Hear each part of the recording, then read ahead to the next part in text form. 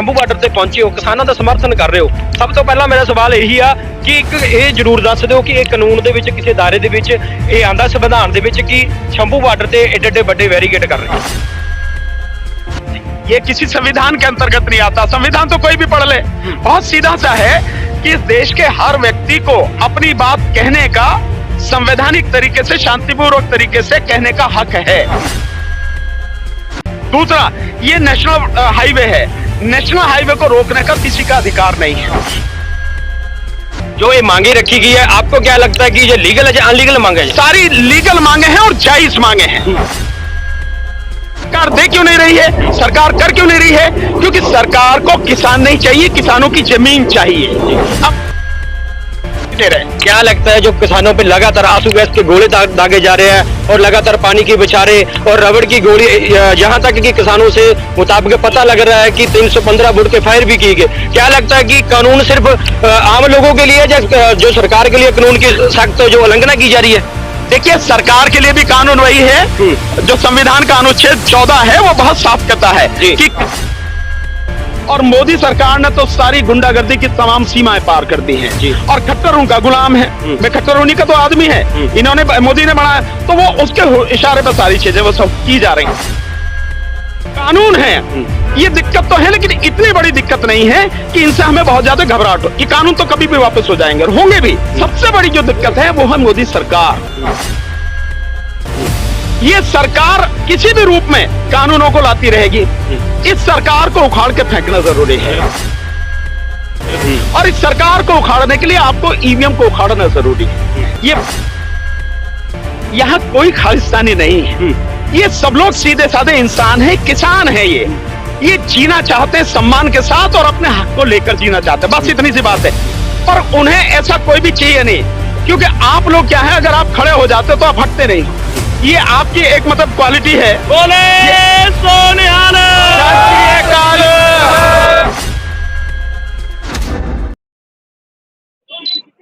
Punjab Singh channel नाल जुड़ियो, मैं हाँ सोनी बूथगड़िया। दोस्तों 21 फरवरी 11 बजे जो किसानों नूं दिल्ली वाल कूच करना सी शंभू बार्डर तो हरियाणा पुलिस भी जो लगातार किसानों ते अपना हर एक पैंतरा आजमा रही है, किसी तरीके नाल किसानों नूं रोकिया जाए। तो उत्थे ही तुसीं देख सकते हैं कि वकील भानु प्रताप भी इत्थे मौजूद ने, क्योंकि इन्हां नाल भी गलबात करनी चाहांगे कि आखिरकार ये तां किसानों के हक दे विच आए ने, की ने गलबात करना। वकील साहब पहले तो बहुत बहुत स्वागत है जी। अज किसानों के शंभू बार्डर ते पहुंचे हो, किसानों का समर्थन कर रहे हो। सब तो पहला मेरा सवाल यही आ कि एक ये जरूर दस दो कि कानून दे विच किसी दायरे दे विच ये आंदा संविधान दे विच कि शंभू बार्डर ते ਏਡੇ ਵੱਡੇ बैरिकेड कर रहे हैं। ये किसी संविधान के अंतर्गत नहीं आता। संविधान तो कोई भी पढ़ ले, बहुत सीधा सा है कि इस देश के हर व्यक्ति को अपनी बात कहने का संवैधानिक तरीके से, शांतिपूर्वक तरीके से कहने का हक है।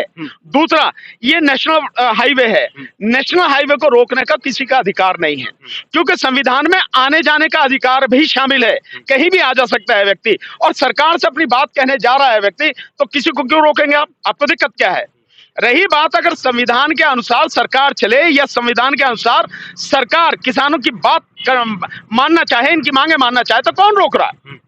आप एक तरफ आप बॉर्डर आपने सील कर रखे इतनी बुरी तरह से, दूसरी तरफ आप गोलियां चला रहे हैं, आंसू गैस के गोले चला रहे हैं, और आप कह रहे हैं कि साहब हम बात करना चाहते हैं। बात करने का ये तरीका नहीं, बात करने का तरीका प्रधानमंत्री आगे बात करें, इसमें क्या दिक्कत है? और ये बातें जो आज हो रही हैं, ये जो मांगे रखी गई हैं, इनमें बात करने की जरूरत भी नहीं थी। जो पहला किसान आंदोलन था, स्थगित हुआ था, उसमें ये सारी चीजें थी, तो तब इसमें क्या दिक्कत है सरकार को बात करने की? जो ये मांगे रखी गई है, आपको क्या लगता है कि ये लीगल है या अनलीगल मांगे है? सारी लीगल मांगे हैं और जायज मांगे हैं। इन मांगों की जरूरत भी नहीं थी। सरकार को बिना इन बातों के सामने आए ही ये सारी चीजें करनी चाहिए थी। क्या मांग रहे हैं? एमएसपी।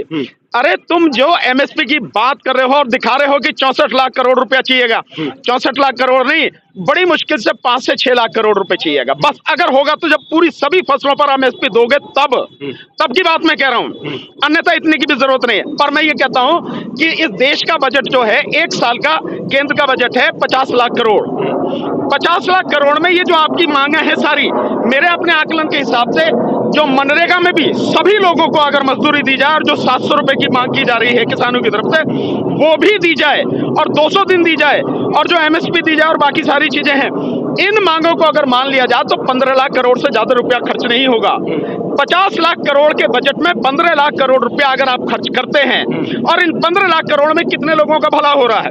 इस देश में 14 करोड़ 64 लाख किसान हैं, किसान परिवार, और उनसे जुड़े हुए जो खेतीहर मजदूर हैं उनकी संख्या है 10 करोड़, यानी 25 करोड़ परिवार। कुल मिलाकर लगभग 100 करोड़ लोगों की जिंदगी अगर 15 लाख करोड़ में बेहतर बनती है तो इससे बढ़िया कौन सा रास्ता होगा? लेकिन सरकार दे क्यों नहीं रही है, सरकार कर क्यों नहीं रही है? क्योंकि सरकार को किसान नहीं चाहिए, किसानों की जमीन चाहिए अपने यारों के लिए। और इस देश में के बाहर जो विश्व बैंक है, जो आपका अंतर्राष्ट्रीय मुद्रा कोष है, WTO है, उनकी गुलामी करते हुए उनका हुक्म बजाने के लिए सरकार को इनकी जमीन चाहिए, किसान नहीं चाहिए, मजदूर नहीं चाहिए। जी, क्या नहीं दे रहे? क्या लगता है जो किसानों पे लगातार आंसू गैस के गोले दागे जा रहे हैं और लगातार पानी की बौछारें और रबड़ की गोली, यहाँ तक कि किसानों से मुताबिक पता लग रहा है कि 315 बोर्ड के फायर भी किए गए, क्या लगता है कि कानून सिर्फ आम लोगों के लिए जो सरकार के लिए कानून की सख्त जो उल्लंघना की जा रही है? देखिए, सरकार के लिए भी कानून वही है जो संविधान का अनुच्छेद 14 है, वो बहुत साफ कहता है कि कानून के सामने सब लोग समान हैं और कानून का सभी को समान संरक्षण होता है। लेकिन यहाँ ये हो रहा है कि जनता अपने अधिकारों को समझती नहीं है, और जो सरकार में बैठे हुए लोग हैं, जो जनता के नौकर हैं, वो लोग अपने आप को हुक्मरान समझते हैं। सो जो भी गुंडागर्दी कर सकते हैं वो सब कर रहे हैं, और मोदी सरकार ने तो सारी गुंडागर्दी की तमाम सीमाएं पार कर दी हैं, और खट्टर उनका गुलाम है। भाई, खट्टर उन्हीं का तो आदमी है, मोदी ने बनाया, तो वो उसके इशारे पर सारी चीजें वो सब की जा रही हैं। बात ये नहीं है। देखिए, मैं आपको एक चीज बताना चाहता हूँ, आप यहाँ आए हैं 2 साल बाद, आपको फिर आना पड़ा है। 2 साल पहले आपने 13 महीने लड़ाई लड़ी। मैंने एक बात कही थी, आज फिर कह रहा हूं, मेरी बात से सहमत हो ना हो, पर मैं फिर कह रहा हूं, आपने जब पहले 13 महीने लड़ाई लड़ी थी तो पहले दिन सिंगू बॉर्डर पर जब मैं गया और मुझे बोलने का मौका मिला तो मैंने एक बात कही थी कि ये जो कानून है, ये दिक्कत तो है, लेकिन इतनी बड़ी दिक्कत नहीं है कि इनसे हमें बहुत ज्यादा घबराहट हो। ये कानून तो कभी भी वापस हो जाएंगे, और होंगे भी, और हुए भी। सबसे बड़ी जो दिक्कत है वो है मोदी सरकार। ये सरकार किसी भी रूप में कानूनों को लाती रहेगी। इस सरकार को उखाड़ के फेंकना जरूरी है, और इस सरकार को उखाड़ने के लिए आपको ईवीएम को उखाड़ना जरूरी है। ये बात मैं तब से कह रहा हूं, लगातार कह रहा हूं, लेकिन कोई सुनने को तैयार नहीं। मैंने कहा था कि इसमें आप ईवीएम के मुद्दे को भी जोड़ो। अभी भी आपके जितनी मांगे हैं उसमें ईवीएम का मुद्दा नहीं है, और मैं लिख के दे रहा हूं, अगर ईवीएम नहीं हटेगी तो मोदी नहीं हटेगा, और मोदी नहीं हटेगा इस बार तो फिर जो आपके सामने अभी दिक्कत आ रही है ना, अभी तो गैस के गोले चल रहे हैं, ये हकीकत में तोप के गोले चलेंगे। आप इस बात को मान कर रखना।